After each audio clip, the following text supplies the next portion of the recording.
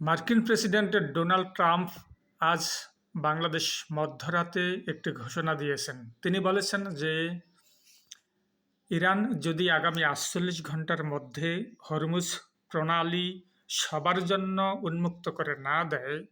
তাহলে ৪৮ ঘন্টা অতিক্রান্ত হওয়ার পর যদি হরমুজ প্রণালী না খোলে, তাহলে ইরানের সকল বিদ্যুৎ কেন্দ্রগুলো একেবারে ধ্বংস করে দেবে এবং ইরানকে অন্ধকারে নিমজ্জিত করে দেবে। এদিকে ইরান গত দুদিন আগে একটি ঘোষণা দিয়ে রেখেছে যে তারা বলেছে তাদের গ্যাস ক্ষেত্র এবং তেল ক্ষেত্রগুলোতে যদি ইউএসএ বা ইসরায়েল নতুন করে কোনো হামলা করে, তাহলে আরব দেশগুলোতে ইসরায়েল এবং আমেরিকানদের যতগুলো তেল ক্ষেত্র এবং গ্যাস ক্ষেত্র আছে সেগুলোতে ব্যাপকভাবে হামলা করে সেগুলো একেবারে ডিস্ট্রাকশন মানে ধ্বংস করে দেবে। সেখানে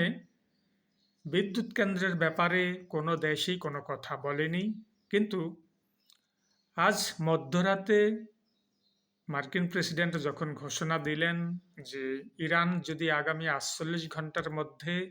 হরমুজ প্রণালী খুলে না দেয়, তাহলে ইরানের বিদ্যুৎ কেন্দ্রগুলোতে নজিরবিহীন হামলা হবে এবং ইরানকে একবারে অন্ধকারে নিমজ্জিত করে দেবে। এই ঘোষণাটি যখন ডোনাল্ড ট্রাম্প দিলেন, তার খুব অল্প সময়ের মধ্যেই ইরান থেকে বলা হলো যে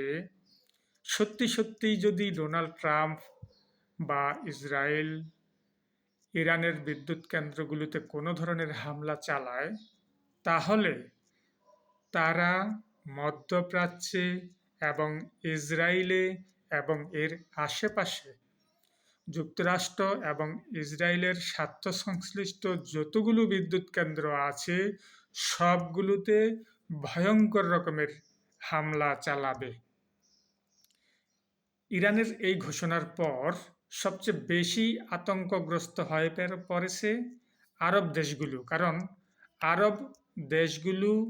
এটা ধরেই নিয়েছে যে যদি ইরানের বিদ্যুৎ কেন্দ্রগুলো সত্যি সত্যি হামলার শিকার হয়, তাহলে